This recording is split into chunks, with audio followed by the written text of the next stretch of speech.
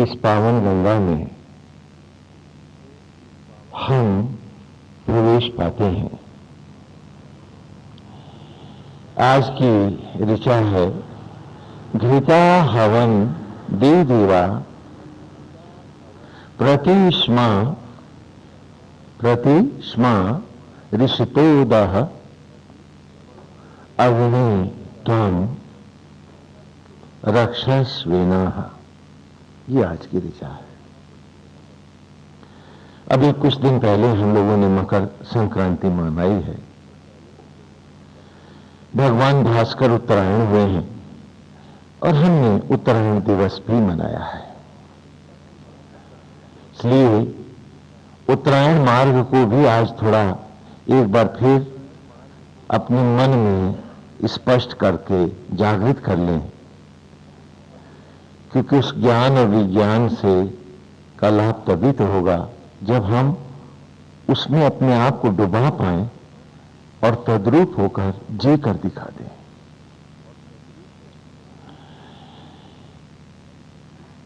दो रास्ते हैं, उत्तरायण और दक्षिणायण। एक मार्ग है जो आवागमन को जाता है, जहां जहां से हम जन्म जन्म रूप भरकर इस मनुष्य योनि तक आए हैं, वो हमें लौटाकर फिर वहीं ले जाता है। दूसरा मार्ग है जो हमें इस अवस्था से अगली अवस्था में उत्तरोत्तर बढ़ा ले जाता है। दो रास्ते हैं।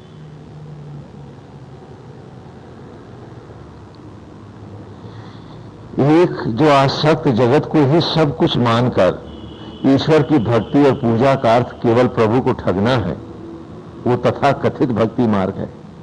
और दूसरा सारे सचराचर में उसी का निमित्त बनकर उसी के प्रति अर्पित होते हुए अपने कर्तव्यों को धारण करना, ये दूसरा उत्तरायण मार्ग है। एक है आसक्त जगत का होके जीना और ईश्वर को भोजन बनाना कि नारायण मेरा ये काम कर दो, प्रभु मेरा ये काम कर दो। भगवान ना हुआ, आपके घर का कोई चपरासी हो गया, नौकर हो गया। उसके बाद आपको ये दंड भी है कि आप तो बड़ी पूजा कर रहे हैं उसकी, बड़े एहसान लाद रहे हैं आप उस पर। एक इस असत्य और अज्ञान के साथ अपने ही बनाने वाले का घनघोर अपमान करते हुए जीना है और मन में ये दम भी लेना है कि हम भक्ति मार्ग हैं। और दूसरा उसी की निमित्त बनकर संपूर्णता से उसी में व्याप्त होते हुए और निमित्त धर्म को धारण करते हुए भरत की भांति जीना है। दो रास्ते हैं। राम का नाम तो रावण भी लेता है, बारंबार लेता है। जब जानकी जी को भी समझाता है तब भी कहता है कि राम का नाम लेके कहता है कि उन्हें छोड़ो। सैनिकों को अपने कहता है तो कहता है कि राम के सेनाओं को मारो, तो नाम तो वो भी लेता है। तो हमने भी लिया तो क्या लिया?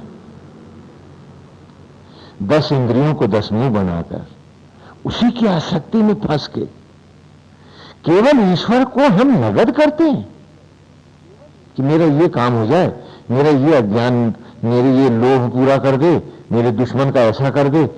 क्या इसी का नाम भक्ति है? कि जो परम पुनीत है, जो हमारे परम इष्ट हैं, हम उनको के साथ भी धोखाधड़ी कर रहे हैं।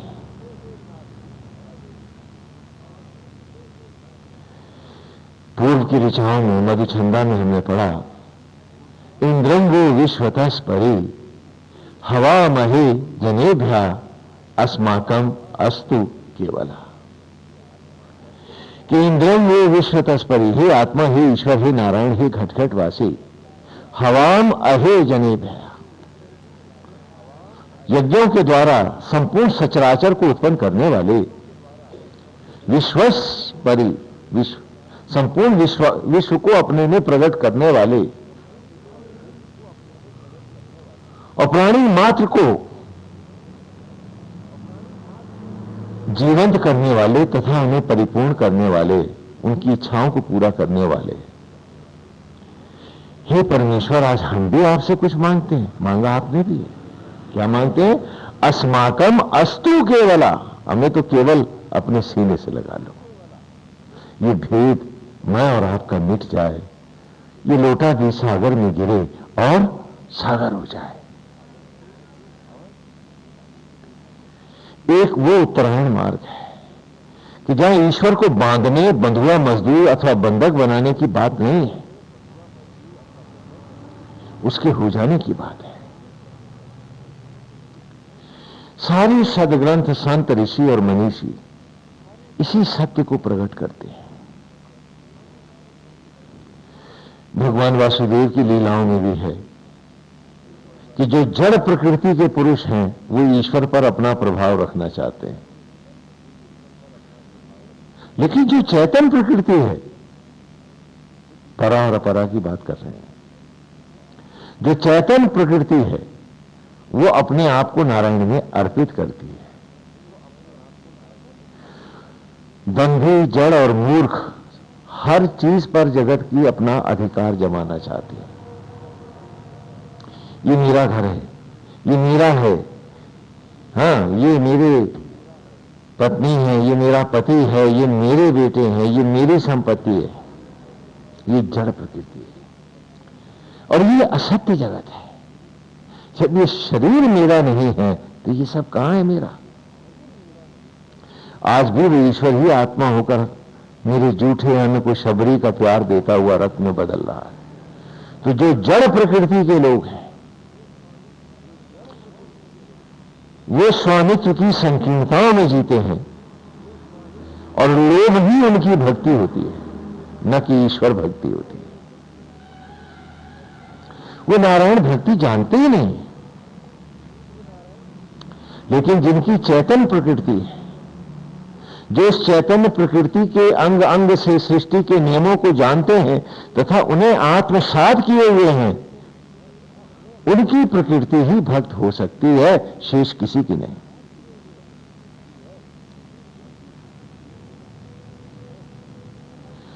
क्योंकि भक्त तो भरत ही हो सकता है। भक्ति में रत भरत ही हो सकता है और भरत वही हो सकता है जो ईश्वर का निमित्त बनकर जीना सीखे, मनसा वाचा कर्मणा। कि भरत गद्दी पर नहीं बैठता है, गद्दी पर तो नारायण को विराजता है, खुद कैसे बैठेगा? जब उनके होने का भाव समाप्त हो जाएगा तभी तो वो गद्दी पे बैठेगा। और आप सोचिए कि असत्य की गद्दियों पर कितनी बार हम सब चढ़ चढ़ कर बैठे हैं, तो हर बार हमने ईश्वर के न होने का ही तो बात करी है कि वो नहीं है, हम हैं। और क्या ये सत्य है? क्योंकि वो ना हो, आत्मा होकर बाहर हो जाए तो हम कहां हैं? लेकिन हमें याद नहीं रहता है। इस ग्रंथ में भी उत्तरायण और दक्षिणायन पर्व की जो कथा आई है वो हमारी कहानी है। और कल की मकर संक्रांति भी हमारी है कि जैसे 6 महीने सूर्य देव उत्तरायण होते हैं और 6 महीने दक्षिणायन होते हैं। हमने अभी मकर संक्रांति में विचार इसका विस्तार से किया है। तो उत्तरायण क्या है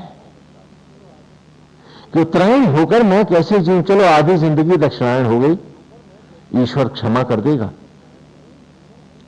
क्योंकि सूरज भी 6 महीने उत्तरायण और 6 महीने दक्षिणायन लेता है। तो चलो आधा हमारा दक्षिणायन हो गया, कोई बात नहीं, बाकी को तो उत्तरायण कर ले। नहीं, हम तो प्रकृति का नियम भी नहीं मानते। वो प्रकृति जिसने हमें बनाया है, हम उस मां को भी नहीं मानते हैं यदि हम मनसा वाचा कर्मणा स्वयं को उत्तरायण नहीं करते हैं। और ये वेद उत्तरायण मार्ग के ग्रंथ हैं, ये हम सब जानते हैं। उत्तरायण क्या है? क्या उत्तरायण व्यक्ति हिमालय भाग जाता है? कहा नहीं, वो भी ऐसे ही जीता है जैसे सब जीते। जैसे आसक्त व्यक्ति जीता है वैसे ही अनासक्त व्यक्ति भी बाहर से सब एक से दिखते हैं। घर होने या ना होने का प्रश्न नहीं है यहां, नौकरी अथवा काम धंधा होने या ना होने की बात नहीं है यहां, दुकानदारी करने या नौकरी करने का भी यहां किसी मार्ग में निरोध नहीं है। हम सब कुछ यथा करते हुए भी उत्तरायण अथवा दक्षिणायन जी सकते हैं, और बाहर से सब एक जैसे दिखेंगे, लेकिन फल के अंतर बहुत बड़े होंगे। हम सब आसक्त हैं, हम सब अनासक्त हैं, क्योंकि आसक्त जहां होगा वहां अनासक्त अवश्य होगा। दिन और रात की भांति ये जुड़वा है। जिधर दिन होता है उसके उल्टी रात होती है। तो आसक्त और अनासक्त ये दोनों ही जुड़वा भाई हैं। ये हम सबके जीवन में रहते हैं और हम सबको इन्हें पहचानना होता है। इन्हें मारा नहीं जा सकता और इन्हें नकारा ही नहीं जा सकता। कोई ये कहे कि अनासक्त होकर के जी लेगा, तो वेद कहता है ये भी संभव नहीं है। ये तो यदि तुम इन भावों का जैसा प्रयोग करोगे उसके विपरीत दूसरा भाव सहज ही आ जाएगा, बिन बुलाए आएगा। जब तुम विषयांत जगत में आसक्त होगे, मेरा घर, मेरी बीवी, मेरे बच्चे, नारायण का नहीं तुम्हारा, क्योंकि वो तो है ही नहीं। अगर वो होता तो तुम्हारा कैसे होता, बोले तो? यदि वो होता तो ये तुम्हारा कैसे होता? तो जब जब दम बेचारा तुम्हारे सर पर और तुम्हारी भीतर की आंख बाहर की आंख होते हुए भी ना होने के स्तर तक जा पहुंचे, तभी तो तुम्हें लगा कि मेरा घर। वरना जिसकी धरती, जिसका शरीर, उसका तो नारायण है, ईश्वर है, और वो घट घटवासी है।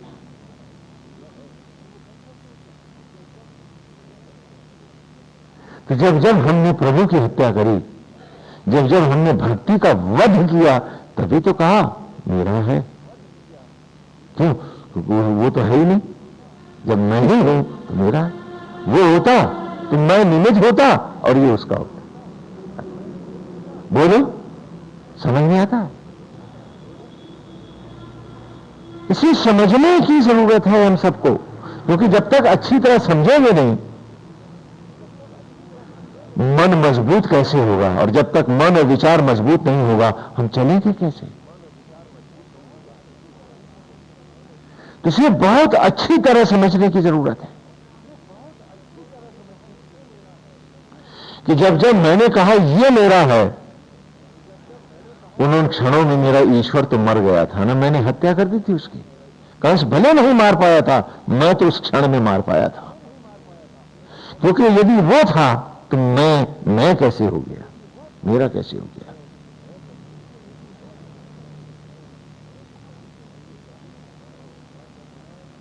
और ये तभी तो संभव होता जब मैं भी आसक्त होता नारायण में, क्योंकि जिसमें तुम आसक्त होते हो वहां बिना लगाए तुम्हारा ध्यान लगता है। बोलो, नहीं लगता क्या? घर में बेटा हुआ है, सड़क पे चलते वक्त भी उसका सुंदर चेहरा और उसके नन्हे नन्हे हाथ तुम्हें सड़क पे चलते दिखते हैं, दफ्तर में काम करते दिखाई पड़ते हैं। कैसे? क्योंकि आसक्त जो हो गए हो। मेरा है ना, है कि नहीं? तो आसक्त भाव सहज ही ध्यान में उस विषय को ले आता है। तो जब जब हम ईश्वर में आसक्त होंगे तो ये विचार तो कभी आएगा ही नहीं कि मेरा है, नारायण आपका है, हम तो निमित्त हैं, प्रभु आप जानो। वो कितना बड़ा आश्वासन, कितनी मंगल शांति मेरे भीतर तैर गई है इस विचार के साथ ही। सारा डर गया, चिंता गई, द्वेष गया, बदले की भावना गई, क्रोध गया, मोह गया, आसक्ति गई, एक विचार से उत्तरायण की राह एक कदम बढ़ गया। प्रैक्टिकल होगी, चलो समझो इस बात को। लेकिन ये तभी तो संभव होगा जब तुम प्रभु में आसक्त होगे।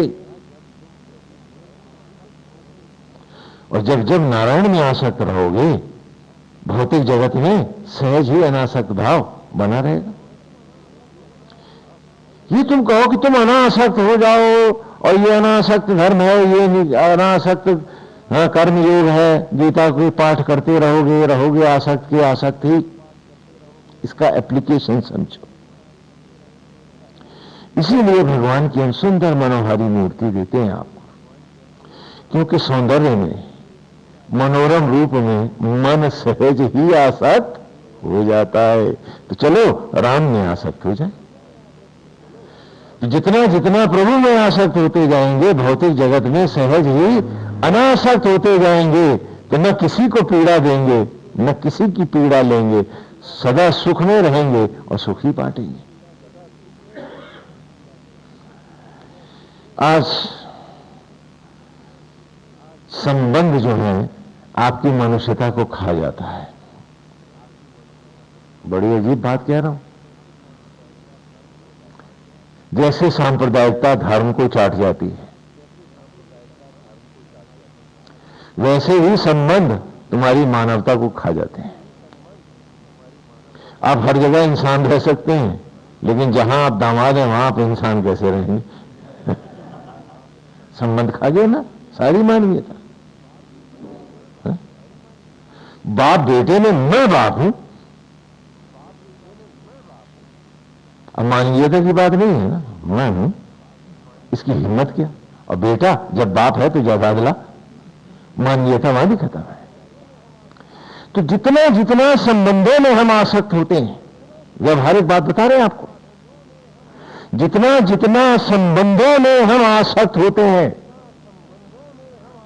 उतना उतना हम प्रभु में अनासक्त होते हैं। हमारी मानवीयता जाती है, हमारा सुख जाता है, हमारा चिंतन जाता है, हमारी पूजा पाठ सब सतही हो जाते हैं, उनका कोई अर्थ नहीं रह जाता है। संबंधों को तोड़ने की बात हम नहीं करते, लेकिन संबंधों को पवित्र बनाने की बात करते हैं। आसक्तियां सब मैला कर देती हैं। जिस व्यक्ति से मेरी पाने की कोई इच्छा पैदा हो जाती है, मेरे उसके साथ मानवीय संबंध ही नहीं रहते, प्रेम की तो बात ही भूल जाओ। इसीलिए तो वहां संबंधों में बिगाड़ है। पड़ोसी के साथ आपकी निभ सकती है, एक अजनबी से भी आपकी निभ सकती है, लेकिन अपने रिश्तेदार से नहीं निभ पाती। क्यों? क्योंकि आप आसक्तियों को राह बनाए हुए हैं। बात संबंधों के दूषित होने की नहीं, बात आसक्त भाव के प्रवेश पाने की। और इसी आसक्त को यदि हम प्रभु में बिठा के रख दें, तो पति पत्नी वो स्वर्ग की जिंदगी जी सकते हैं उत्तरायण में। उस सुख की कल्पना भी नहीं हो सकती। लेकिन जब तक आसक्तियां भौतिकताओं में, वस्तुओं में है, धन में है, आभूषण में है, प्रॉपर्टी में है, संबंधों का दूषित होना अवश्यंभावी है। और वहां मन जब अनासक्त ही नहीं है, तो संबंध सुखी कैसे हो सकते हैं? इसी मर्म को जानते हुए धर्म ने आपके सुखद जीवन के लिए ही आपको उत्तरायण राह दिखाई है। उत्तरायण पक्ष का ये अर्थ नहीं है कि आप घर छोड़ के भाग जाओ या आप साधु सन्यासी हो जाओ, वो इतना आसान नहीं है। नोट कमाना आसान है, तप कमाना कतई आसान नहीं है, ये अति दुर्लभ है। क्यों? क्योंकि विषय मन तप को रख ही नहीं सकता। विषय मन तो उस घड़े की तरह है जिसका पेंदा ही नहीं है। अभी तप करके आपने भरा, पेंदा ही नहीं है, वहां क्या है? कुछ भी नहीं, सब खत्म है, अगली आसक्ति ले गई उसको। और थोथा दंड और पाप लिए बैठे हैं हम कि हमने इतनी भक्ति कर रखी है, हमने इतनी माला फेर रखी ना, घड़ा खाली है। अगर कुछ है तो आसक्तियों का पाप का भार है और कुछ बाकी नहीं है। और यदि हम अनासक्त हो जाएं, पति पत्नी का संबंध, पिता पुत्र के संबंध, भाई बहन के संबंध, भाई भाई के संबंध, हर नाता रिश्ता स्वर्ग हो जाता है, अमृत हो जाता है। जब जब आसक्त भाव आता है वो संबंधों का भी सर्वनाश कर जाता है और उन्हें भयंकर विषाक्त बना जाता है। इसलिए भी कि यदि भौतिक जीवन में भी सुख से जीना है तो निमित्त भाव, भरत भाव ही सुखद जीवन का मूल है। अज्ञानी जन दंभ भाव को लाते हैं, ज्ञानी जन भरत भाव की बात करते हैं।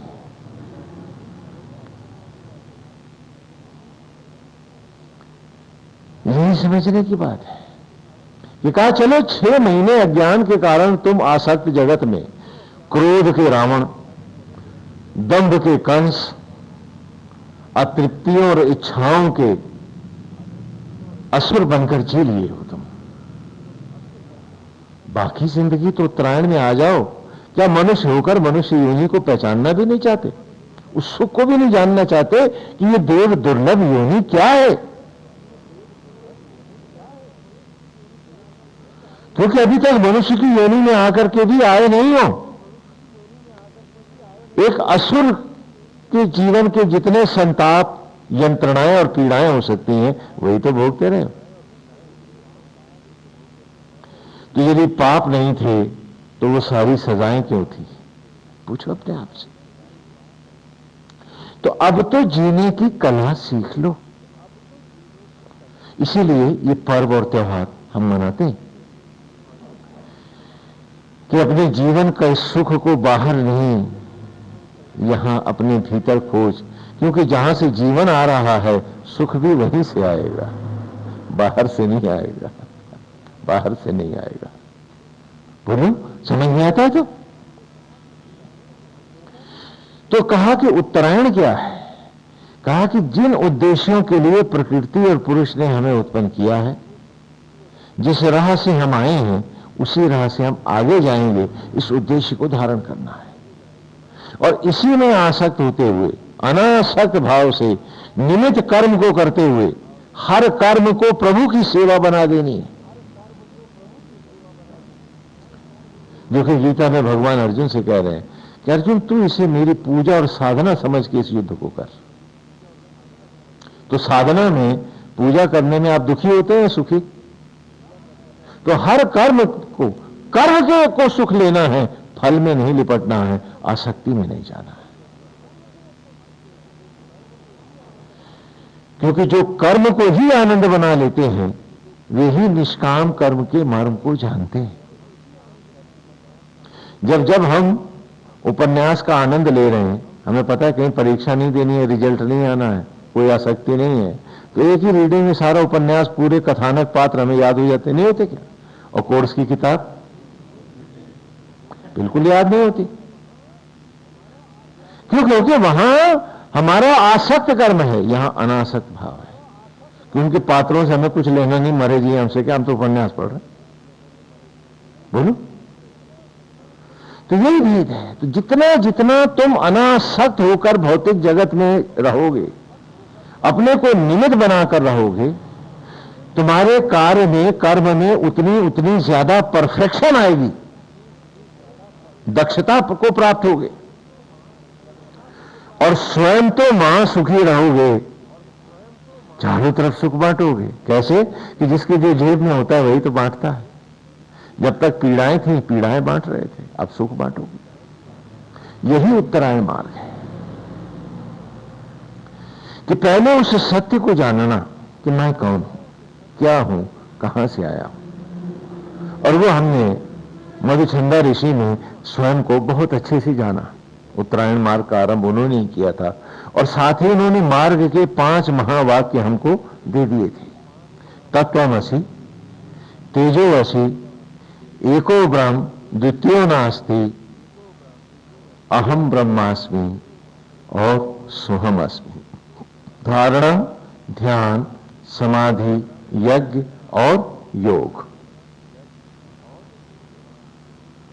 ये सब जब जुड़े तो सब कुछ उत्तरायण हो गया। तो धारणा के लिए सहज सरल भाषा में कि हम एक धारणा की सुंदर मंगलमयी मूर्ति लेते हैं और धारणा करते हैं कि ये हमारे आराध्य है, यही सर्वशक्तिमान है, ये सुंदर है, अप्रतिम है, अति मनोरम है। ऐसा सुंदर उनका हम मोहक रूप की कल्पना करते हैं और उस रूप को परमेश्वर के रूप में धारण करते हैं।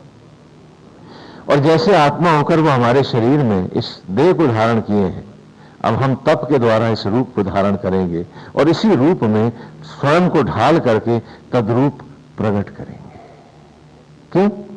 किसी भी चीज के उत्पन्न होने के लिए, किसी भी चीज के प्रकट होने के लिए एक गर्भ की जरूरत होती है। एक आचार्य और उपाचार्य है, अग्नि है, वेदी है, वही गर्भ है।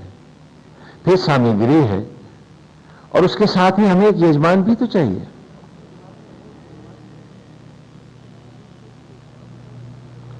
क्योंकि यदि यजमान नहीं आएगा तो यज्ञ किसके हित में होगा?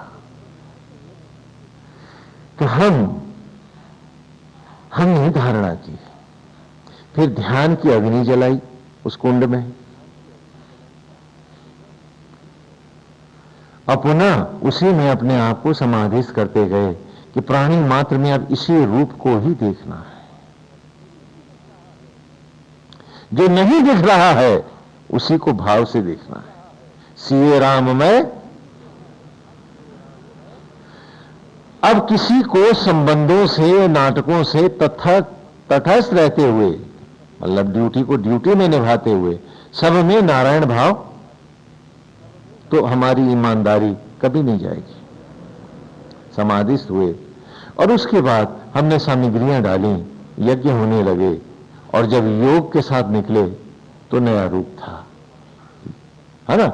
इंद्रेण संगही द्रक्षसे संजग मानो अभिभूषा मंदो समान वर्चसा, कि ब्रह्म ज्वालाओं के साथ इंद्रेण संगही द्रक्षसे, क्यों? ब्रह्म अग्नियों में आचार्य, उपाचार्य और यजमान सामग्रियों के साथ जब समाधिस्थ हो गए, उसी में जाकर के तभी तो एक नया जीवन, एक नया मोती प्रकट हुआ। एक शिशु है जिसमें आत्मा आचार्य है, प्राण उपाचार्य है, तन की सामग्री भी है, जीव रूप यजमान भी है और ब्रह्म ज्वालाएं हैं, यज्ञ भी है। तो यदि केवल एक भजन से उत्पत्ति हो सकती तो हम तथा कथित गा लिए होते। ऐसा तो नहीं है, क्योंकि सारे भजन गाए हमने कि जिसका एक बार नाम लेने से कोटि जन्मों के पाप नष्ट हो जाते हैं। हमारी तो एक चिंता भी न गई, एक समस्या का समाधान भी नहीं हुआ। क्यों? क्योंकि हमारे गाने में दोष है, हम मुर्दा गा रहे थे, उस गाने में आत्मा नहीं थी, तो जिंदा कैसे होता? उस गाने में प्राण नहीं था तो प्राण पल्लवित कैसे होता? उसमें न आचार्य था, न उपाचार्य था, न ब्रह्म ज्वालाएं थी, न सामग्री थी और न ही हम ईमानदार यजमान थे, कुछ भी तो नहीं था। तो उन 5 महावाक्यों को हमने बड़े विस्तार से जाना है और उसके साथ ये भी जाना है कि अभी तक हम सारे संबंध पतीली बाई और कढ़ा चंद के ही मान रहे थे, लड्डुओं को ही पहचान दे रहे थे, जबकि लड्डुओं की पहचान हलवाई होता है या जिस वस्तु का बना है वो होता है। वो तो सचराचर है जिसने हमको मिलके बनाया। क्योंकि मेरे शरीर में 5 तत्व हैं, संपूर्ण ग्रहों और नक्षत्रों का सूक्ष्म चित्र मैं हूं।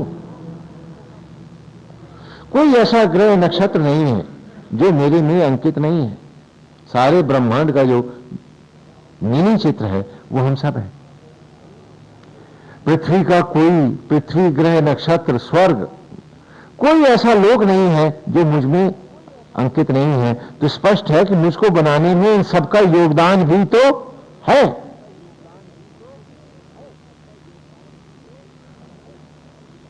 तो फिर मैं खाली एक पतीली बाही और एक कढ़ा चंद का कैसे हो गया? ये संकीर्णता मैं कहां से लाया? ये तो सत्य नहीं है, ये तो सत्य नहीं है। और सिर्फ मुझको बनाने में ही इन सबका योग होता, सचराचर का, बाद में नहीं होता। तो भी चलो भूले भटके हम मान लेते कि हम सही है। हर सांस में, जीवन की हर क्षण में, हर ग्रहों का प्रभाव मेरे शरीर पर है, उनका योगदान है, पांचों तत्वों का योगदान है, इसलिए अगली सांस और अगला क्षण है। बोलो, ये उत्तरायण बात है। तो जब संपूर्ण सचराचर आज भी मुझे मिलकर बना रहा है, तो मैं एक संकीर्णता को ही सब कुछ कैसे मान सकता हूं? एक ईमानदार सवाल है मेरा मुझसे। और आज भी वो ईश्वर आत्मा होकर मेरी जूठन को रक्त में बदल रहा है। आज भी ब्रह्म ज्वाला ही मां बनी है और आत्मा ही पिता है मेरा। ये ना हो तो निमित्त कोई भी मुझे जिंदा नहीं रख सकते। तो निमित्त भाव में सबके साथ निमित्त धर्म को पूरी ईमानदारी से धारण करता हुआ, और जब तक निमित्त नहीं हूं ईमानदारी नहीं है। निमित्त हूं तो ईमानदारी। यदि मैं मानूं कि मैं निमित्त हूं तो मेरा पुत्र के प्रति भी कर्तव्य ईमानदार है। यदि मानूं कि मैं निमित्त हूं तो मेरा पिता के प्रति भी धर्म ईमानदार है। और यदि मैं आसक्त हूं, निमित्त नहीं मानता हूं, सब कुछ मानता हूं, तो लूटपाट है। फिर वही कहानी है, आज यमराज मुझे ले जा, बुढ़िया की सुनाए थे ना, फिर से दोहरा देते हैं कि एक बुढ़िया माई थी तो अच्छी खासी, ये जवानी में भी ठीक ठाक थी, लेकिन उसकी आदत थी कि उसने कभी काम ही नहीं करना, खाली जबान की खानी।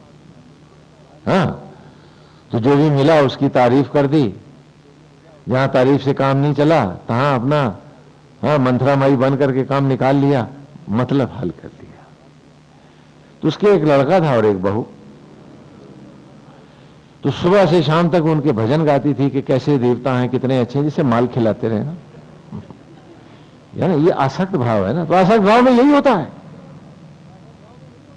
सब झूठ होता है, कुछ सच नहीं होता है, सिवाय विश्वासघात और धोखे के और कुछ भी नहीं होता है, यदि वो आसक्त भाव है तो। और फिर हम रोते हैं, स्वामी जी देखिए ना, ये हो गया वो हो गया। अरे भाई, जो तू कर रहा था वही तो हुआ। जैसे धर्मपुत्र युधिष्ठिर तुम थे, वैसे ही सती सत्यवती वो भी थे। यही तो आसक्त जगत में, और बटता क्या है?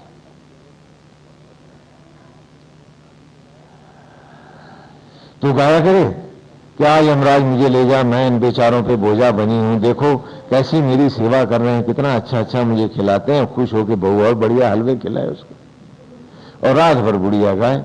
तो एक बार यमराज गुजर रहा था उधर से, तो उसने सुना, तो उसने कहा बुढ़िया बड़ी दुखी है भाई, चलो इसका नियम के खिलाफ ही उद्धार कर देते हैं। बोला चल बुढ़िया माई।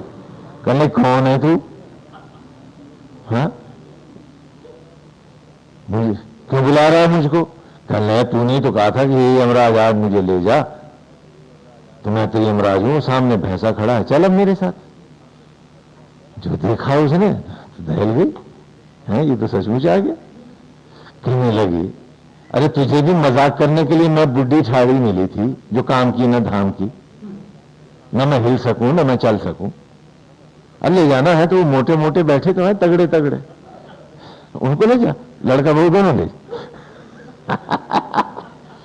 यही हमारा आसक्त जगत है। सड़े हुए मुखौटे हैं, गल गए हैं, जगह जगह से चेहरा असलियत झांकती है हमारी सबकी, और फिर भी हम हैं कि उत्तरायण होना नहीं चाहते, और नाटक करते मैं इनके लिए हूं, मैं उनके लिए हूं। जबकि आसक्त जगत में हर कोई असुरत्व के लिए होता है और पिशाच होता है।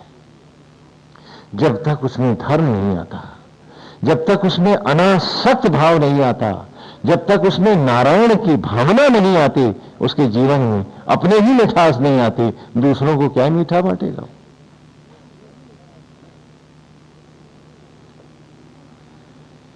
इसीलिए धर्म की कल्पना है, सनातन धर्म की कल्पना है। ये व्यवहारिक धर्म है। ये नहीं कि दिए घुमाने से तुम्हें मोक्ष हो जाएगा, इन दियों से जगमगाने से तुम्हें जरूर मोक्ष हो जाएगा। और वही आज की ऋचा है कि घृता हवन दी दीवा। घृत माने तो आप जानते हैं घी होता है, लेकिन घृ का अर्थ होता है, घृ का अर्थ है चमकना, लिपटना।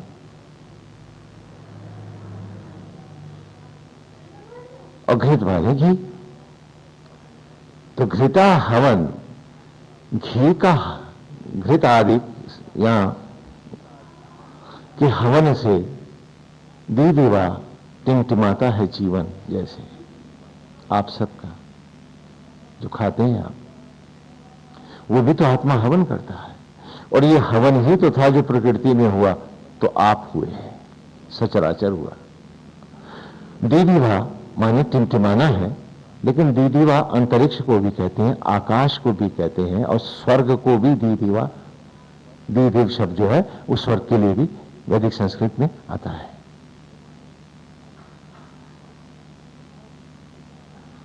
और कहा उसी प्रकार कैसे, यह उपमा मैं यज्ञ से दे रहा हूं संपूर्ण सचराचर की उत्पत्ति की, ग्रहों और नक्षत्रों की, आपके जीवन के हर क्षण की। ये ऋषि है मेधातिथि, आप जानते हैं, जिसके पहले ही सूक्त में हम हैं। तो कहा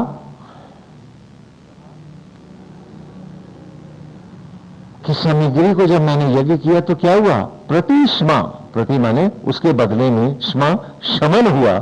स्मा आदर्श और मां का अर्थ शमन से, स्मा प्रतिष्मा,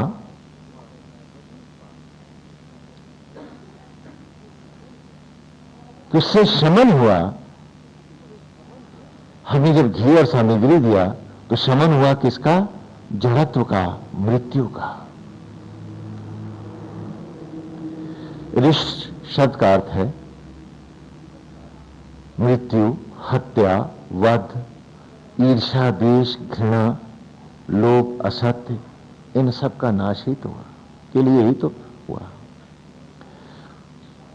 और मौत की ठंडी चादर, संपूर्ण असुरत्व ऋषत में आता है। दहा, उसका दहन हो गया।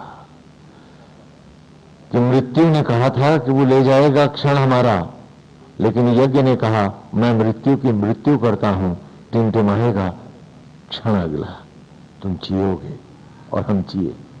इस प्रकार कि यदि मृत्यु का वध ना होता तो अगली सांस कहां होती, ये जीवन ज्योति कहां होती, हम में से कोई भी जिंदा कैसे होता।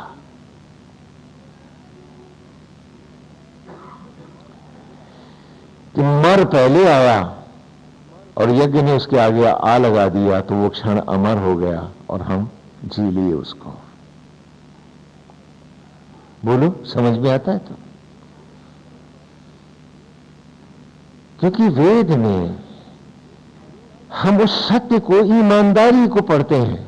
वो सत्य जो यूनिवर्सल है, अकाट्य है, जो किसी व्यक्ति पर नहीं बदलता और किसी युग में नहीं बदलता,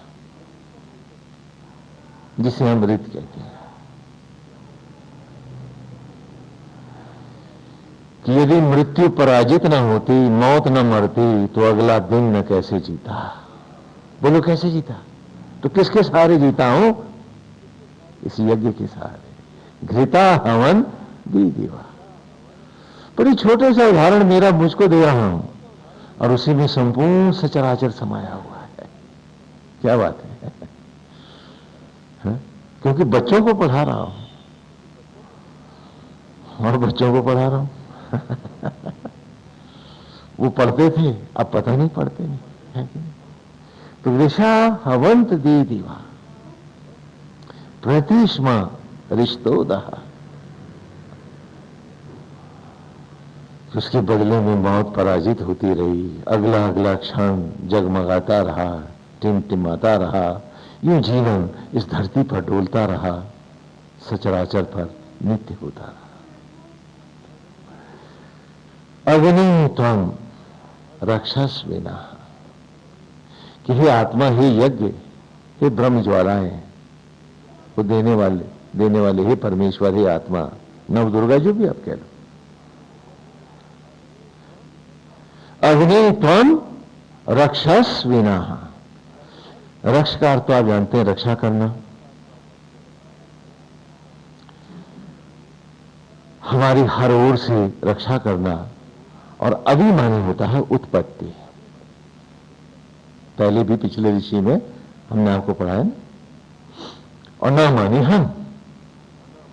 हम सब की उत्पत्ति और रक्षा हे यज्ञ तुम ही तो करते रहे। यूं ऐसे ही क्षण क्षण यज्ञ करके तुम लाए हमको, और आज हम तुम्ही को भूल कर बाहर भाग जाएं, आसक्त हो जाएं,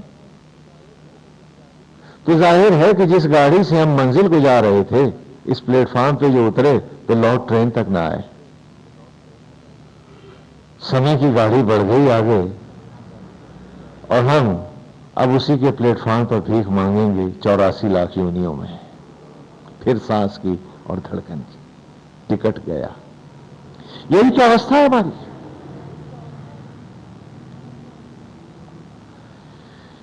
कहां कौन होगा मेरा, जो जीते जी मेरे नहीं है ना। हे यमराज आ मुझे ले जा वाले सारे नाते रिश्ते हैं, वो मरने पे मेरे क्या करेंगे मेरा। देखना भी ना चाहेंगे स्वप्न में मुझको, और उसी झूठ को पकड़ के बैठे हैं हम सब।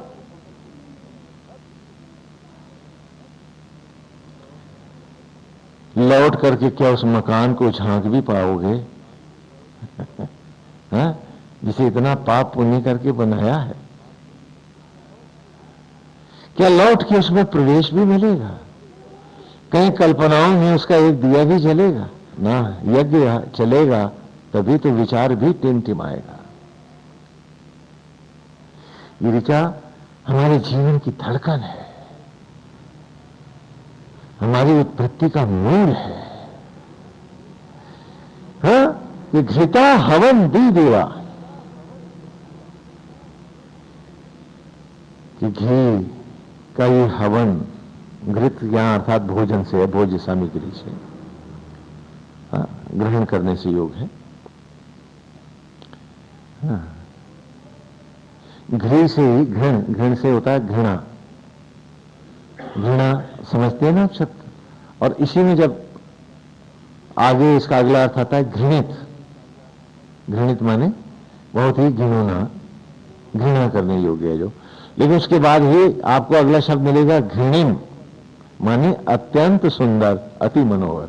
यहां शब्द का अर्थ बदल गया वैदिक संस्कृत में। इसलिए शब्दों को उनकी उत्पत्ति के साथ लेते चलोगे तो फिर कभी भटकोगे नहीं। हाँ, क्योंकि संस्कृत संस्कारों की भाषा है, और हर शब्द के अपने संस्कार होते हैं। अक्षर अक्षर संस्कृत होता है। हाँ, तो वेद के साथ इस भाषा के शब्दों का भी परिचय और पढ़ते चलो। हाँ, इसी बहाने देव भाषा में जाने की जिज्ञासा होगी तो फिर अपना थोड़ा संस्कृत पढ़ भी लोगे। हाँ, तो अच्छा रहेगा, अपनी ही भाषा को जानोगे। गोविंद है तो कहा कि घृता हवन दी देवा, कि घिए के उस हवन से ही तो टिमटिमाते हैं जीवन के क्षण हमारे। और ये दीदी मैंने क्या कहा था, स्वर्ग आकाश, और ये यज्ञ ही तो है जो मुझे स्वर्ग में अमरता देगा, सदा टिमटिमाएगा।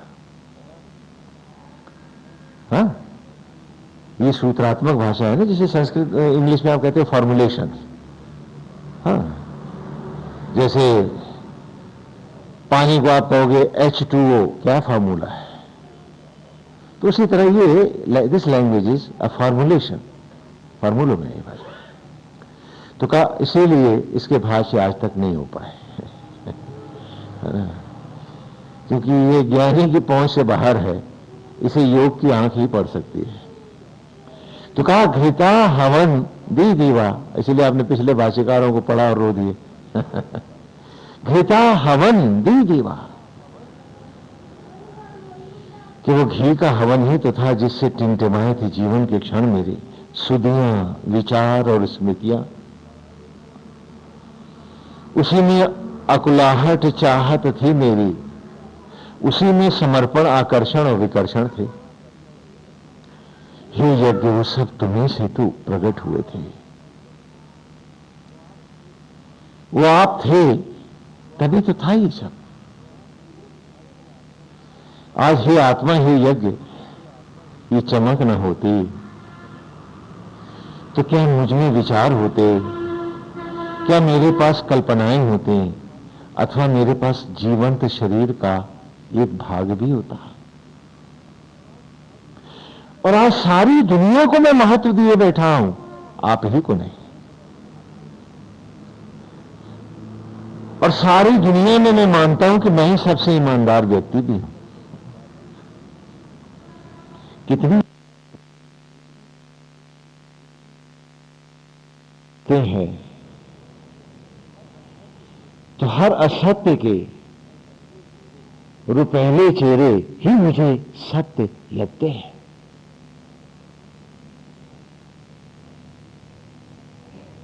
कितनी विचित्र बात है कि मेरे जीवन की हर धड़कन, हर विचार, हर सोच, मेरे आंख की रोशनी, जो कुछ भी है वो यज्ञ ही तो है।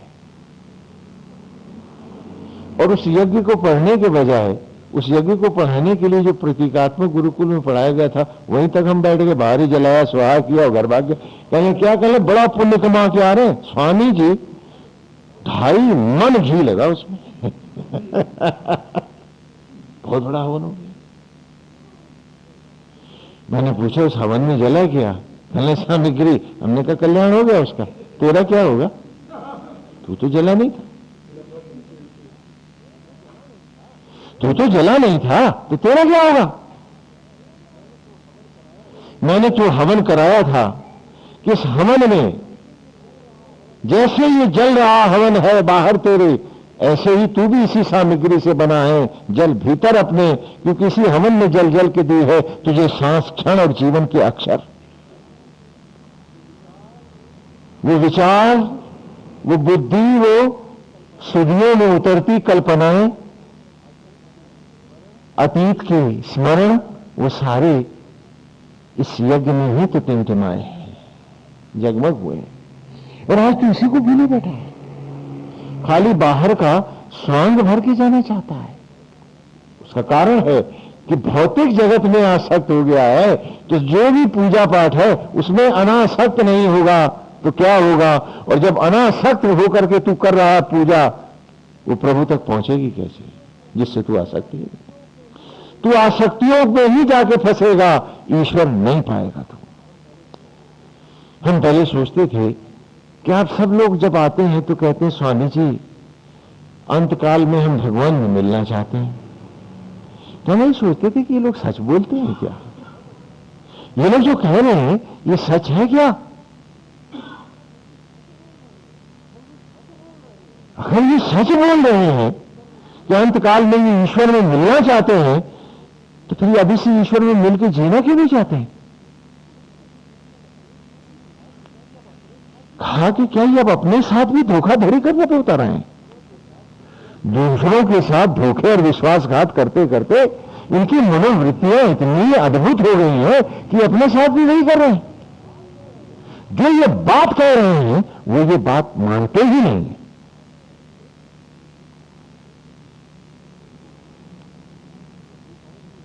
और अगर ये कहूं कि ये निर्बुद्धि है तो ऐसा है नहीं, खूब घर द्वार सब चला रहे हैं, मकान दुकान बनाए हैं, दुनिया भर को हाँ अपने अंगूठे के नीचे किए हैं, अपनी ठगी पे बड़े दम है उनको, वैसे तो ठीक ठाक है, तो यही क्यों झूठ बोल रहे हैं आकर के?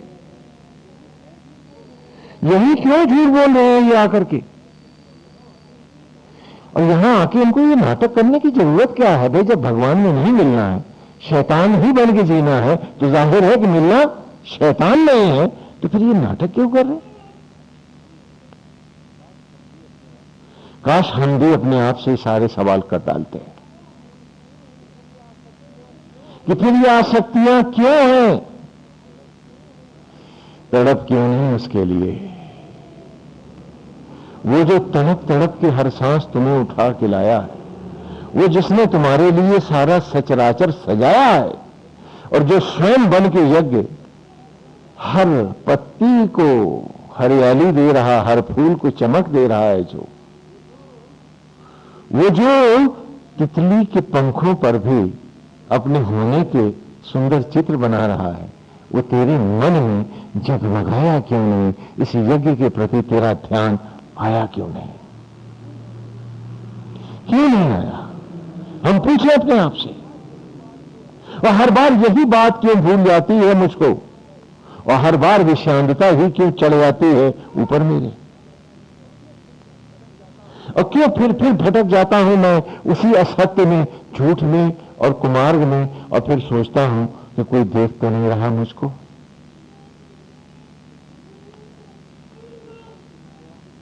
कोई जान तो नहीं गया इस बात को? क्यों नहीं मैं सबको बता देता कि मैं क्या हूं? क्यों नहीं मैं भीतर बाहर हीरे की तरह जगमग हो जाता कि मेरे पास छुपाने को कुछ है ही नहीं? सब जगमग है, भीतर बाहर है। क्या? घृता हवन दी दीवार, देखो टिमटिम हो रहा हर ओर मेरे। वो असत्य जो कल मेरा नहीं है, आज मेरा कैसे हो सकता है? और जिसमें मिलने की मुझे तड़प है, मैं उससे आज मिलके कैसे नहीं जीऊंगा? तो अगर आज उससे मिलके नहीं जीना चाहता हूं तो तड़प नहीं है, स्वांग भरता हूं, झूठ बोलता हूं, और धोखा किसे? अपने को ही तो दे रहा हूं, क्योंकि क्षण तो मेरे जा रहे हैं। बताया तो था ना कि स्कूल में जा रहे हैं, काम किया नहीं है, होमवर्क नहीं किया है, तो मास्टर साहब को 100 बहाने पढ़ा रहे कि ये बात थी ना, इसलिए गुरुजी हमने काम नहीं किया, या काफी रास्ते में गिर गई, कर तो लिया था, अथवा यहां बस्ता रख के पानी पीने गए थे, किसी ने कापी निकाल ली, वगैरह वगैरह। और फिर जब वो अध्यापक सहजता से कह देता, अच्छा चल दोबारा कर लेना, फिर करके ले आना, तो बड़े खुश होते हैं कि मूर्ख बना दिया सर को, और भूल जाते हैं कि इम्तिहान सर को नहीं देना, तुम्हें देना, पास तुमको होना है।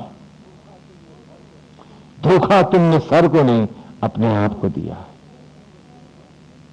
जीवन तो तुम्हारा नष्ट होगा, फेल तो तुम होगे। फिर भी हम डरते हैं कि कोई देख तो नहीं रहा, और भूल जाते हैं कि फेल तो हम हो गए, क्योंकि हमारे पास कुछ ऐसा हम करना चाहते हैं, हम कर बैठे हैं, जिसे कोई देख तो नहीं रहा।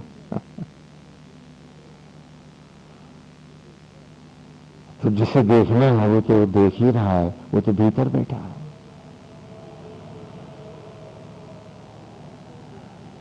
यदि हम कहते हैं कि हम उत्तरायण होना चाहते हैं, यदि हम चाहते हैं कि हम भगवान में मिलना चाहते हैं, तो कौन सा विषय, कौन सी वासना हमको रोके?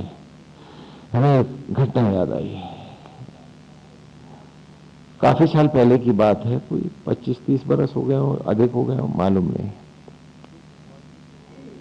एक भगवान जी प्रकट हुए, और उन दिनों किसी कारणवश हम भी बॉम्बे गए हुए थे, अधिक समय हो गया इस बात। तो वहां उन भगवान जी की काफी चर्चा थी, इलस्ट्रेटेड वीकली में भी, तमाम मैगजीन्स में उनके फोटो भी आते थे। दादाजी दादाजी कहते थे लोग उनको, बंगाली संत थे वो। तो जब हम वहां पहुंचे तो हमने अपने एक मित्र के यहां उनका चित्र देखा।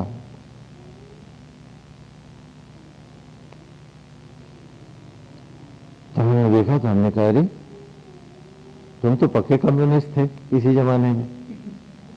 हाँ, कहते थे कि मैं मंदिर वंदिर मानता नहीं हूं, उन दिनों जब तुम पढ़ते थे ये बोला करते थे।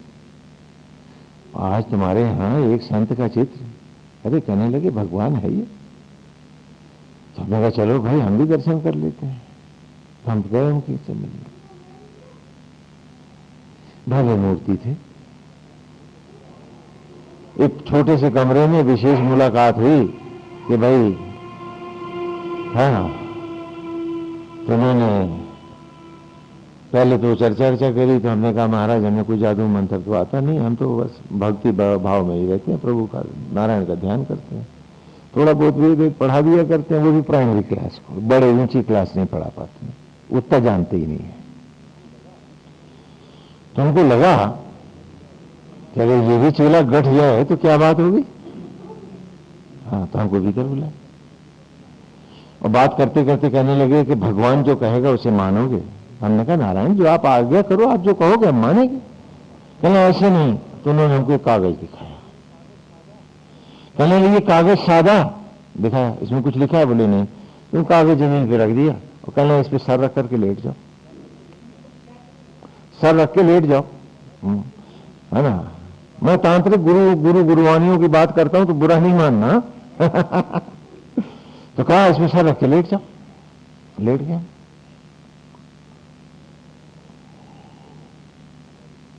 तो वो हमारी पीठ पे हाथ फेरते रहे, बोले बोलो सत्यनारायण सत्यनारायण सत्यनारायण सत्यनारायण सत्यनारायण स्वामी, उन्हीं का नाम रहा होगा। कहने उठ के बैठो ना। वो जब कर रहे थे, जब सर रखने के लिए कहा, तो हमको लगा कि इन्होंने हरकत करी है तो कुछ तो होना ही चाहिए, भले तंत्र मंत्र नहीं होता तो कुछ तो करना ही पड़ेगा। तो तिपाई पे उनके गुरु का फोटो रखा हुआ था। तो जब हम लेटे तो हाथ हमें सीधे के बजाय हाथ लंबा करके, अब महाराज हो तो लंबे तो हम हैं, और जरा सा कमरा था, तो तिपाई दूर जाके गिरी पीछे जाके, और फोटो भी साथ में चला गया गुरु जी का। तो वो फोटो जितनी देर में उठाने के उतनी देर में हमने कागज पलट के पढ़ लिया और लिख दिया। एक मंत्र लिखा हुआ था, अभी याद नहीं है क्या था, ऐसे साधारण सा था। तो उसके बाद वो अपना मंत्र फेरते रहे, कहने उठ के बैठो। बोले अब उस कागज को उठा के पलट के पढ़ो, देखो उसमें भगवान ने क्या लिखा है। तो हमने लिखा जैसे भगवान ने उसमें लिखा है ना, ये भगवान पढ़ सकता है। तो अब उनकी तो आंखें खुल गई, तो बड़ा गजब हो गया, देखने लगे। तो हमने तुरंत वही मंत्र पढ़ दिया। हमने कहा उसमें ये लिखा है, अब तुम इसे उठाओ और पढ़ो। तो वो तो कहने लगे। हमारी इच्छा तो कुछ और भी थी, लेकिन उनकी जब रूप देखा तो बिल्कुल ही थरथरा गए थे हमारे बंधु। तो हमको बड़ी दया आई। हमने कहा सुनिए, बाहर जाके तो हम यही कहेंगे कि आप तो साक्षात नारायण के अवतार हैं। ये कहूं कि ढोंगी है, गुंडा है, बदमाश है, ये चोर उचक्का है, तो कीचड़ तो मेरे ही कपड़े पे आएगा, क्योंकि वस्त्र तो आप उसी धर्म का धारण किए। तो ग्लानि तो वहीं की होगी, निंदा तो प्रभु की हो जाएगी। पर मेरे एक प्रश्न का आप उत्तर दे दो कि जिसका स्वांग भरने से लोग आपको इतना प्यार स्नेह और सम्मान दे रहे हैं, जिसका स्वांग भरने से, तो आप नाटक कर रहे हो ना, कि जिसका स्वांग भरने से लोग आपको इतना आदर प्यार और स्नेह दे रहे हैं, सब कुछ नौछावर कर रहे हैं आप पर, अरे तो उसका हो जाने के लिए अब कौन सा विषय है जो आपको बांधे है? क्या आप ईमानदारी से उसके होना भी नहीं चाहते? क्या जरूरत है आपको ये सब ठगी करने की? अरे वो जो भर रहा पेट सबका, जब आप उसी के राह जाने के लिए वस्त्र धारण किए हैं, तो ठगी के कलछुल में भीख मांग रहे हैं सड़क सड़क गली गली। क्यों कर रहे हैं आप ऐसा? जब बिन मांगे लोग आपको इतना प्यार दे रहे हैं, तो भले आदमी आप उनके क्यों नहीं हो जाते हैं? कौन से विषय हैं जो आपको उनसे भटकाते हैं? मुझे वो बता दीजिए कि कहीं मेरे रास्ते में भी ना कोई ऐसा आ जाए। मैं अपनी जिज्ञासा के लिए जानना चाहता हूं, और वो तो हिलते ही रहे। हम उठ के बाहर चले आए। तो हमने कहा बोझ बाबू, आपके गुरु तो साक्षात नारायण का अवतार हैं। तो सत्यन कहने लगे देखा मान गए ना? अरे हमने कहा बिल्कुल मान गए। तो और जो लोग थे उन्होंने कहा हम भी मिलना चाहते हैं। तो भीतर से आवाज आई कि गुरुदेव बीमार हो गए हैं, उनको बुखार हो गया, अब इंटरव्यू सब ओवर हो गया। जाने क्यों मेरी कौन सी भूख है जिसे प्रभु पूरा नहीं कर रहा। मैं क्यों बार बार उस पाप की तरफ भाग रहा हूं कि जो मेरे साथ नहीं जाना। ये बिरदा बलियां भी मेरे साथ न जाएंगे। वो जो मेरे यशगान भी कर रहे हैं, मुझे उनसे भी क्या लेना, क्योंकि उन्होंने तो मुझे देखा ही नहीं। वो तो खोल को देख रहे हैं, वो क्या जाने वो कौन था। तो फिर किस बात का डर है मुझे? क्यों छिपाता फिर रहा हूं मैं अपने आप को? क्यों नहीं इस ऋचा को अपनी जिंदगी बना लेता कि घृता हवन दे दीवा, कि मेरा ध्यान मेरा इस चमकते हुए इस ज्योतिर्मय यज्ञ में अपनी अंतरात्मा में ध्यान स्थिर हो जाए। प्रतिस्मा रिश्तोदह। और जब ध्यान मेरा इसी में यज्ञ हो जाएगा तो ईर्ष्या द्वेष घृणा लोभ मोह असत्य असुरत्व सब कुछ प्रत्युत्तर में अपने आप दहन हो जाएगा। सारे विष जल जाएंगे, मृत्यु भी परास्त होगी और ये जीव तो दी देवा स्वर्ग में अमर हो जाएगा। क्यों नहीं हम इस रास्ते आते हैं? इसी को उत्तरायण और दक्षिणायन के रूप में हमने मनाया है और ये आदिकाल से मनाए जाते हैं। लेकिन मनाने के बाद भूलने वाले जो कर्तव्य हैं वो अब होते हैं, पहले कभी नहीं होते थे। हर संस्कार हम पूरे उत्साह के साथ मनाते थे और उसमें हम संकल्प लेते थे कि अगले वर्ष की मकर संक्रांति तक हम उत्तरायण रह के दिखाएंगे। यहां तो बाहर निकले तो दक्षिणायन हो गए। वैसे भी वो दक्षिणायन तो होना ही पड़ेगा, क्योंकि सनातन आश्रम तो लखनऊ के उत्तर में है, सारा लखनऊ दक्षिण, तो दक्षिणायन तो होना पड़ेगा। अरे भाई यूं हो जाते, मन से तो ना होते, विचारों से तो ना होते। जीवन को अमृत बना के जीते। और हमारे दक्षिणायन होने में कुछ कमजोरियां समय के अंतरालों के साथ उत्पन्न हुई, हमें उनकी भी आज चर्चा कर लेनी चाहिए। और बिना किसी कटाक्ष के या किसी भावना के हम आपके सामने रख रहे हैं कि धर्म की गंगा में ये संप्रदायों की बाढ़ भंवरे बन करके ही तो सबका विनाश कर रही है। आज नाना संप्रदायों के चक्कर में फंसकर ये रास्ता सरल है, ये सरल नहीं है, ये सदा सदा के लिए भटकाने वाला है। और ये भटकाता ही नहीं है, सारे सुखों का विनाश भी कर देता है। इस रास्तों पर भटक करके, सांप्रदायिकता के चक्कर में फंस करके, धर्म की राह को छोड़ करके जरा ईमानदारी से देखें कि हमने पाया क्या है। आपस का प्रेम खोया। 100 लोग होते थे, एक चूल्हा एक परिवार होता था आपका। लेकिन जब संप्रदायों ने अपने अपने अलग ठिये बनाए तो आपके घर भी तो वैसे ही टूट के बट गए। आज 2 सगे भाइयों के परिवार आपके इकट्ठे नहीं बैठ सकते। दुश्मन के दोस्त हो सकते हैं, लेकिन भाई भाई का दोस्त अब कैसे होगा? बोलिए, सच नहीं है क्या? और आज भी आप ठियों पे दौड़ रहे हैं, अपने आप को बांटते फिर रहे हैं और वेद की इस अमृत गंगा का अमृत नहीं पी पाते, क्योंकि उसने सरलीकरण कर दिया। और इन संप्रदायों ने जो धर्म प्राण है, जीवन देता है, अमृत लाता है, और ये भंवर सबको डुबा के मार देती है। आपके घर बटे, मन बटे, स्वभाव छिटके, और आज की अवस्था है आपकी। और आश्चर्य है कि फिर भी कितना भोलापन है कि अपने भाई से बंटवारा करते वक्त वो व्यक्ति ये नहीं सोचता कि कल उसके बेटे भी तो बटेंगे, उससे भी और आपस में भी। क्योंकि बीज जो बो रहा है फल तो वही आएंगे। और यदि अनासक्त आप होते कि सारी आसक्ति हमारी नारायण में होती और बाह्य जगत को हम निमित्त भाव से जी रहे होते, तो 100 लोग क्या 500 लोग भी होते, क्या चूल्हा बढ़ता? वही अतीत था आपका, वही अतीत था आपका।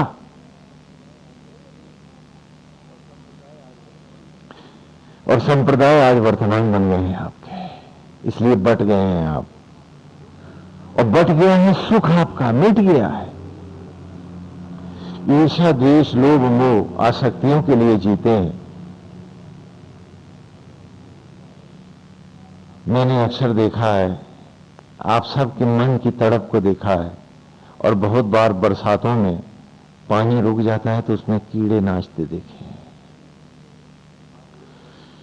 इसमें आपकी मनोवृत्तियों में और इसमें मैंने कभी कोई फर्क नहीं देखा है। तो डर जाता हूं कि क्या अगला जन्म यही होना है? हम सब पूछे अपने आप से कि हम सब कहते कि हम भगवान में मिलना चाहते हैं, तो ये सब क्यों है हमारे पास?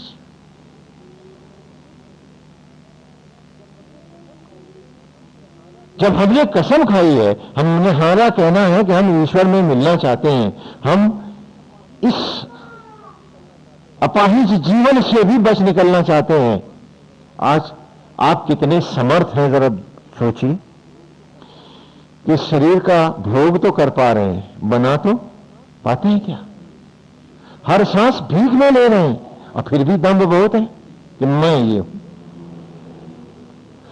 ये इस वंचक दीनहीन अवस्था से एक नित्य अवस्था में कि जहां ईश्वर आपको इस योग्य समझे कि आपको सृष्टि के रहस्यों का भागी बना ले, यज्ञ का ज्ञान दे दे, जो पिछले ऋषि में आपने मांगा है।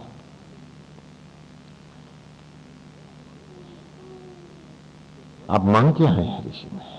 यज्ञ दधे सरस्वती, कि हमें और कुछ मत दो, हमें तो इस यज्ञ का, सृष्टि का ये रहस्य दे दो। तो एक तरफ हम सृष्टि के रहस्य के यज्ञ दधे सरस्वती, यज्ञ को दधे धारण करा दो हे सरस्वती, हे विद्या की देवी। चोरित्रीषु नृतानाम चेतन्ति सुमतीनाम यज्ञम दधे सरस्वती। ये ऋचा पढ़ क्या है? मधुचंदा ऋषि। तो एक तरफ मेरी तड़प उन सृष्टि के सारे रहस्यों को जानने की है, और दूसरी तरफ आसक्तियों के दीनहीन दास बनकर जीने की है।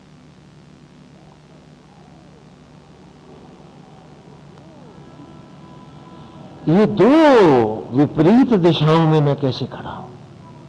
मैं पूछूं अपने आप से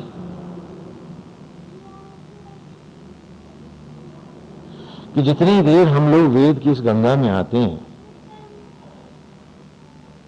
हमें अच्छा लगता है और बड़े सुखद क्षण होते हैं, और जैसे ही हम बाहर निकलते हैं फिर वही आसक्त जगत, ईर्ष्या द्वेष घृणा लोभ मोह चाहत, और वही मट्टी की भूख, मट्टी की मांग और लुटते जीवन के क्षण। दे देवा, ये टिमटिमाते हुए जीवन के क्षण लोप होते, भस्म होते। कि जहां मृत्यु को मरना था वहां क्षण मर गया। क्या बात हो गई? और वो सब मेरे ही तो कारण हुआ, मेरे भटकाओं के कारण ही तो हुआ। क्या अभ्यास के द्वारा इस परम सत्य को हम धारण नहीं कर सकते? और फिर हम सत्संग की इस धारा गंगाओं के, जो अतीत में हम निरंतर जिसका आनंद लेते आए हैं, कि लोल भरते आए हैं, यदि हम ध्यान करें तो कितना सरल, सरस और सुगम मार्ग है वेद में हमारे सामने।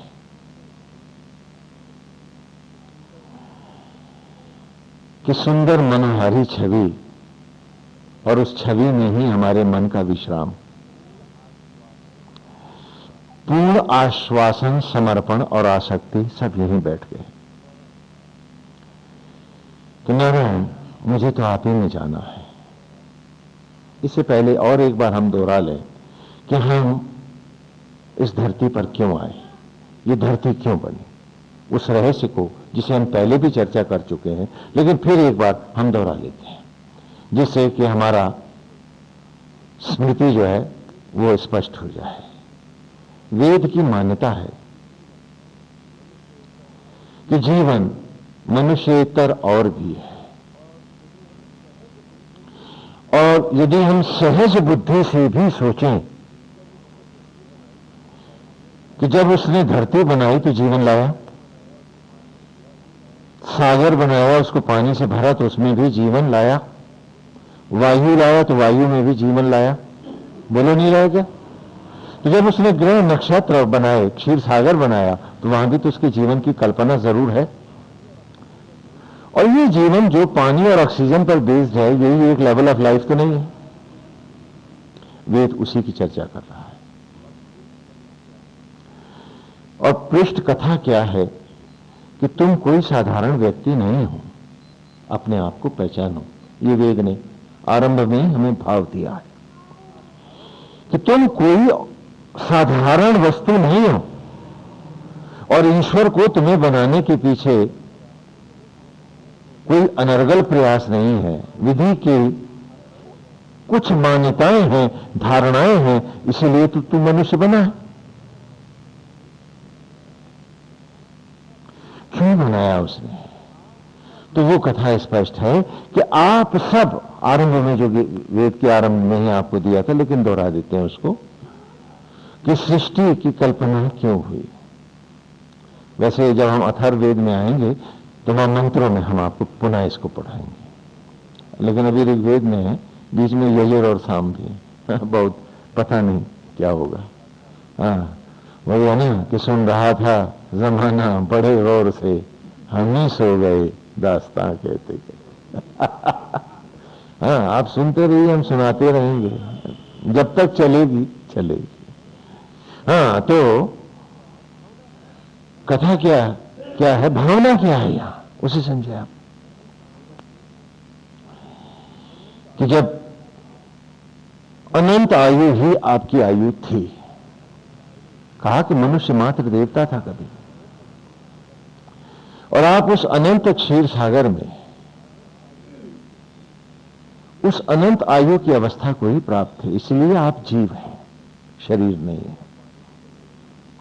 ऑक्सीजन और पानी की जरूरत शरीर को है, जीव को नहीं है।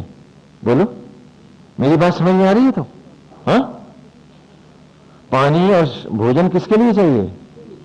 और शरीर क्या है? वो घर है, वो खोल है जो मायाओं से मेरी रक्षा कर रहा।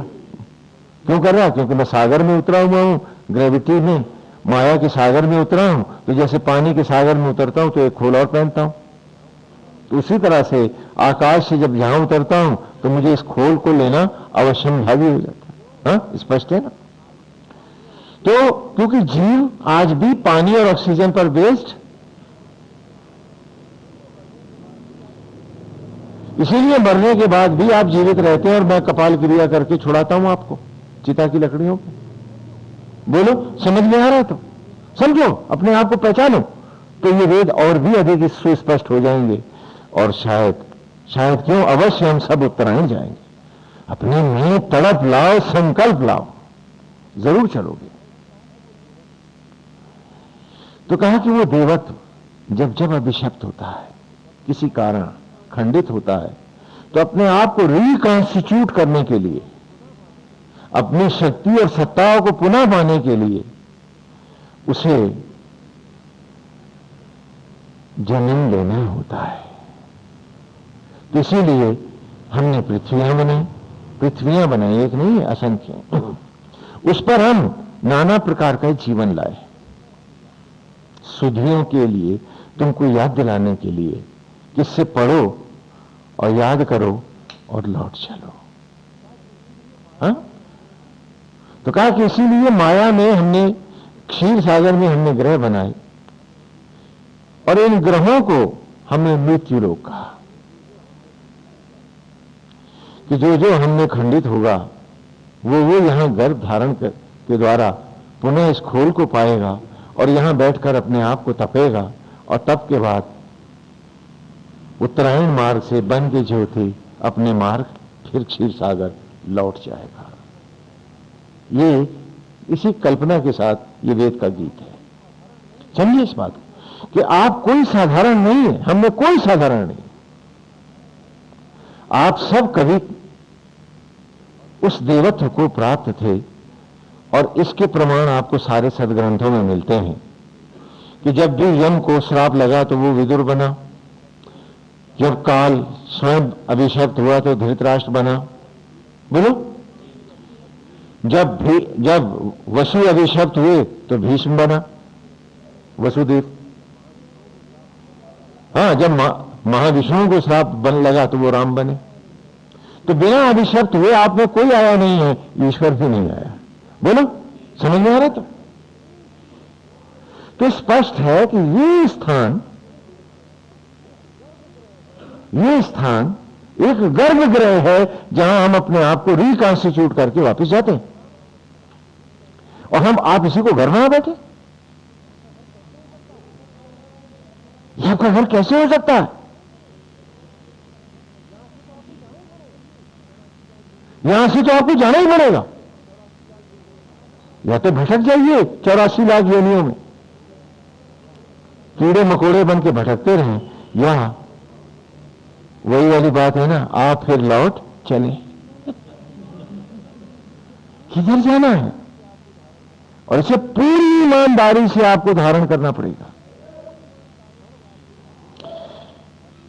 क्षण भंगुर जगत के लिए आप असत्य, झूठ और पाप को लपेट रहे हैं और थोड़ी सी प्राप्ति के लिए उस अनंत आयु का सर्वनाश कर रहे हैं। क्या ये उचित बात है? हमसे पूछे अपने आप से कि क्या ऐसा करना उचित है? और उसके बाद सजा ही सजा है, सजा ही सजा है, दंड ही दंड है, योनि योनि के भटकाव है। और ये एक असहाय अवस्था है, क्योंकि यहां रिकॉन्स्टिट्यूट करने आए हैं, तो यहां सत्ता का तो प्रश्न ही नहीं। आपने किसी को अपने शयन कक्ष में सारे शस्त्रागार ले जाते देखा? बोलो बोलो, है? वो तो बैटल फील्ड में ही रखेगा ना। वो फील्ड तुम्हारी, वो अनंत आकाश क्षीर सागर है, where there is no gravity at all. यहां तो आप अपने को रिकॉन्स्टिट्यूट करने आए हैं। तो इसीलिए वैदिक धर्म ने गृहस्थ धर्म की कल्पना की। आपकी भ्रांतियां यहां हम धो डालें कि कहा कि एक गृहस्थ धर्म सुसंस्कृत और नियमित होना चाहिए। ये निमित्त धर्म होगा हम सबका, न कि स्वधर्म होगा। क्योंकि मुझको भी किसी ने शरीर दिया, कोई निमित्त बना है, तो आगे मैं भी एक पुत्र प्रकट करूंगा। जो पुत्र की भावना आपने शास्त्रों में पढ़ी, तो उसमें बेटा बेटी की बात नहीं थी। यह था कि आगे आने वाले किसी खंडित देवत्व को पुनः, ये भाव था हमारा। बाद में पौराण संप्रदायों ने आपने ईर्षा, द्वेष, जात पात और जाने क्या क्या कराया, हमने नहीं दिया है। एको ब्रह्म द्वितीय नाश। क्योंकि शरीर किसका? जिसने बनाया उसका। और जो बना रहा है गोत्र उसका कि मेरा? ये तुम्हारा। तो हम सबका एक ही गोत्र है, आत्मगोत्र। बाकी सब असत्य है। और वो जितना आप वेदों कह रहे हैं वो कुछ भी नहीं है। ऐसा धर्म कभी नहीं लड़ाता है, कभी आपको टुकड़े नहीं करता है। क्या था कि आगे आने वाले देवत्व को भी तो एक घर चाहिए होगा। वो मेरा बेटा होगा या वो देवता है कोई? है?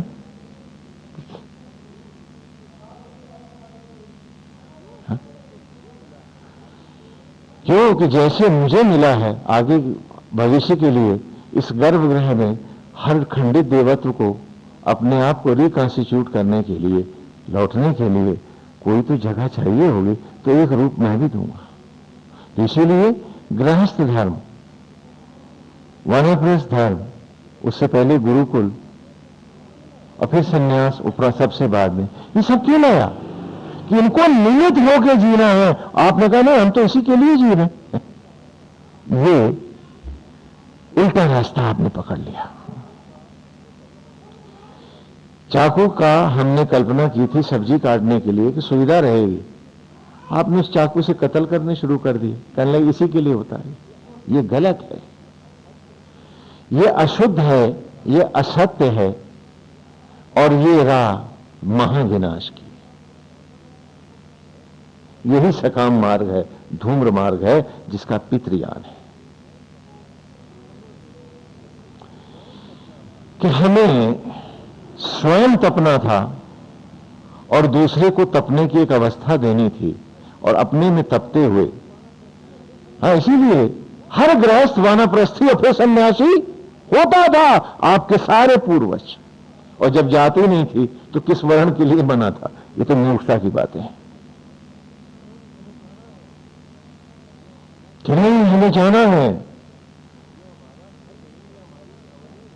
ये हमारा घर नहीं, ये हमारी अवनी नहीं, हमें तो अपने आकाश को लौटना है, जहां से आए हैं हमें वहां पहुंचना है और उस अनंत आयु को पाना है। इस विचार को यदि आप भूल जाएंगे तो आपको वेद में मजा नहीं आएगा।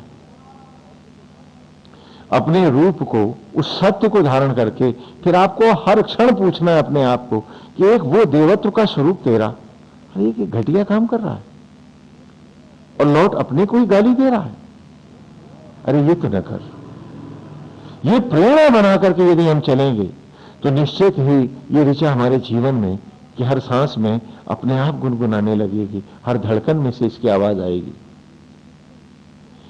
और उसी का मार्ग हमने बनाया कि अपने लिए एक सुंदर रूप ले ले, वही नारायण का रूप ले ले और उस नारायण में ढल जा और आकाश में नारायण बन के तद्रूप होता निकल जा।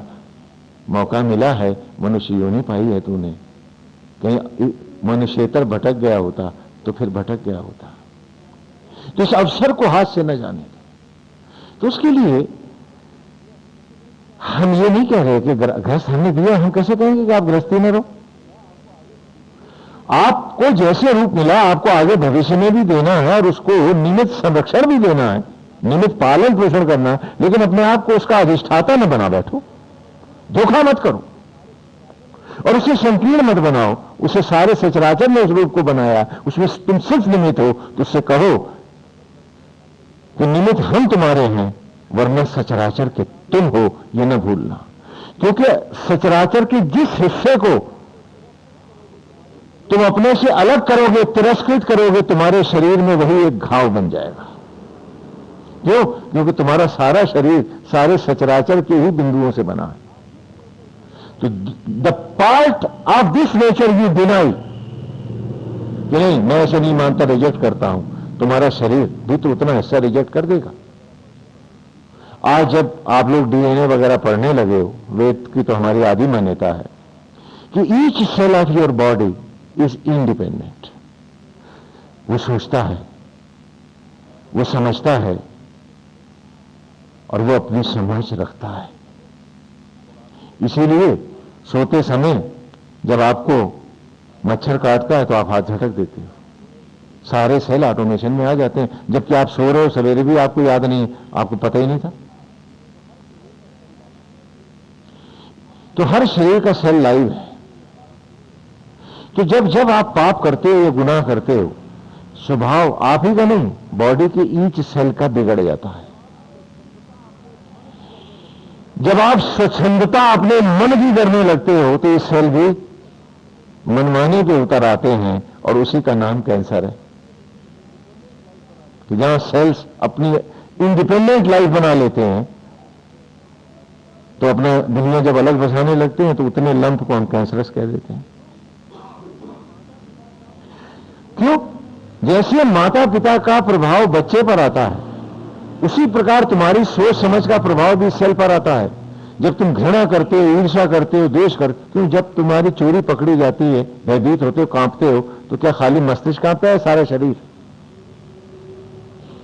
इसलिए तुम्हारा गुनाह बढ़ता है करोड़ों की तादाद में। ठीक वैसे ही जैसे एक व्यक्ति जब बेड़ी लगा के सड़क पे चलता है तो 50 बच्चों के जीवन का सर्वनाश करता है, वो भी सोचते हैं कल हम भी चलेंगे, इंस्पिरेशन दे गया वो। तो 50 बच्चों के भविष्य को नष्ट करने वाला वो महापातकी है।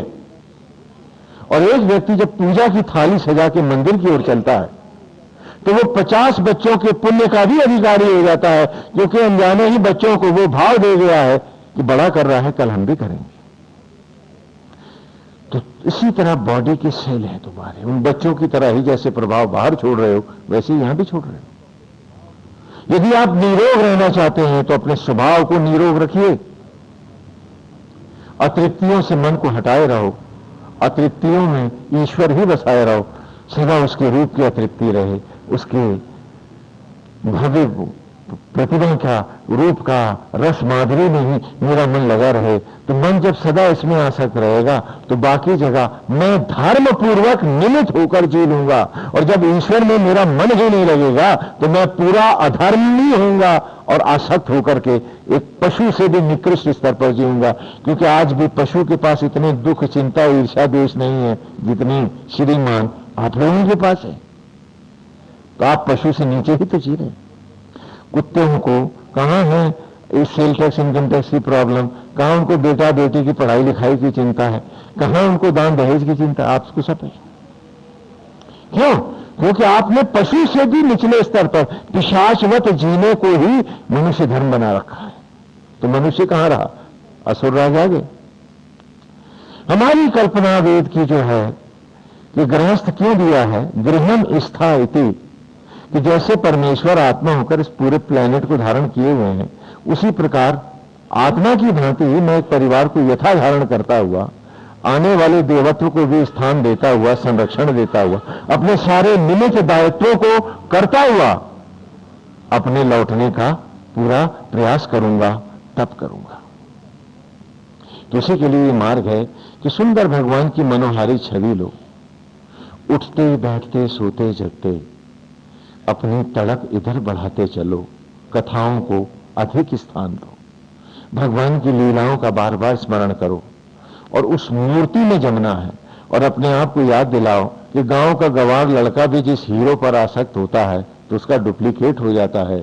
तो मुझे राम भजना ही नहीं है, मुझे राम का शील चाहिए, मुझे राम की विनय चाहिए, मुझे राम की पवित्रता चाहिए, मुझे राम की सहृदयता चाहिए, मुझे राम की सर्वांग रूप चाहिए। जब तक मैं पूरी तरह उसमें ढला नहीं, मैं भक्त हुआ कहां?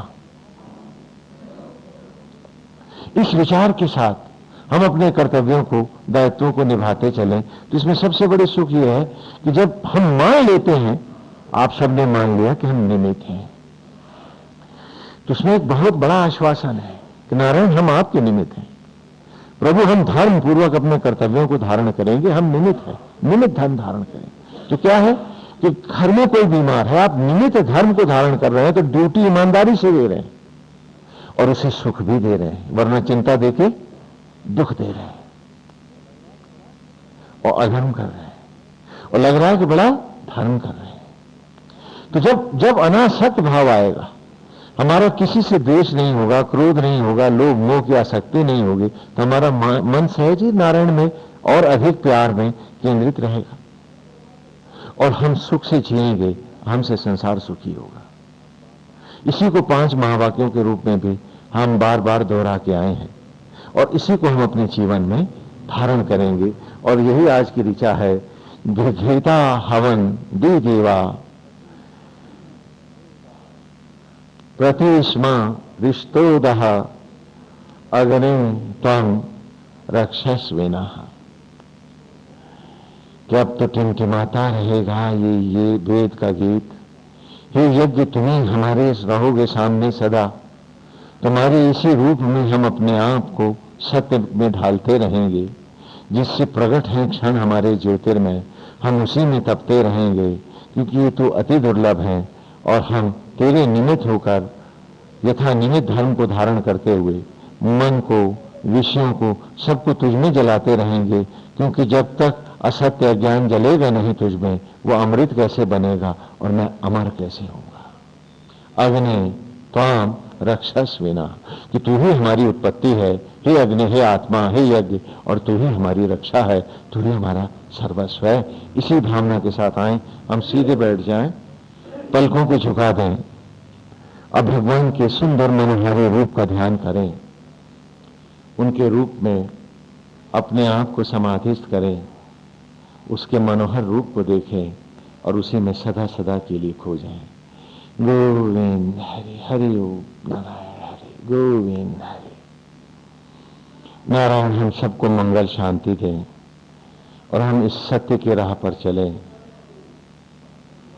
अतृप्तियों से दूर रहें और ये औपचारिक धर्मों का निर्वाह समाप्त करें, क्योंकि आसक्त व्यक्ति जीवन को, जैसे जीवन को एक धंधा बना के जीता है, जब ईश्वर की राह में आता है तो वो राह भी महज एक धंधा बन जाती है। तो हम भगवान को तो धंधा न बनाएं, ईमानदारी से जिए। गोविंद हरि, हरि ओम।